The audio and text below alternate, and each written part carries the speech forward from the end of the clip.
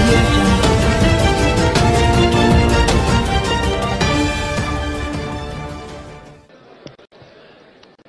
అందరికీ ఇక్కడికి వచ్చిన పెద్దలందరికీ రైతులందరికీ ఆడపడుచులందరికీ అక్కచెల్లెలందరికీ ప్రతి ఒక్కరికి మేధావులందరికీ అందరికీ నా హృదయపూర్వక నమస్కారాలు.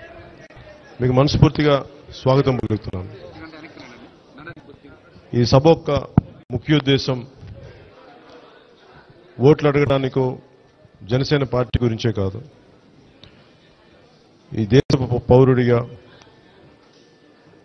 ఈ రాష్ట్రం మేలుకోరే ఒక వ్యక్తిగా మీలో ఒకడిగా అనంతపూర్ కరువు గురించి గతకాలం చాలామందితో మాట్లాడడం జరిగింది.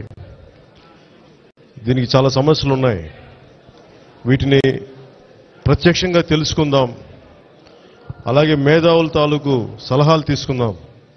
వాటిని వినటానికి వాటిని మీరు కానీ ఈ సదస్సుని మీరు విజయవంతం చేయాలంటే మీ సమస్యల్ని ఒక్కొక్కరిగా వచ్చి ఇక్కడ అనంతపురం కరువు గురించి నిజంగా బాధపడే వెంకటరెడ్డి గారు లెక్చరర్గా ఉండి ఆయన ఈ సదస్సుకి మొత్తం ముఖ్య భూమిక వహించారు. సో వారు చెప్పిన విధంగా ఒకసారి వచ్చి అనంతపురం వ్యవసాయం పరిస్థితులు ఎలా ఉన్నాయి,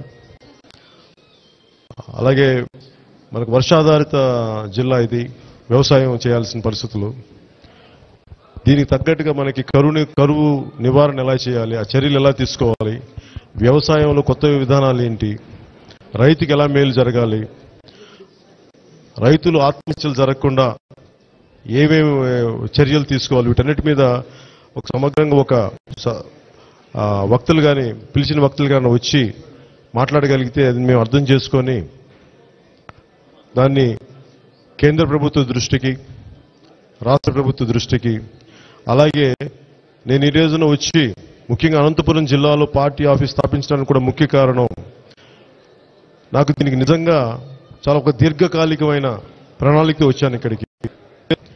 ఏదో ఒక రోజు వచ్చి వెళ్ళిపోదామని కాదు, నాకు నిజంగా ఈ సమస్యనికి ఒక పర్మనెంట్ పరిష్కారం చూద్దామని చెప్పి ఆ కోరికతోటి ఆ ఆశయంతో ఇక్కడికి వచ్చాను.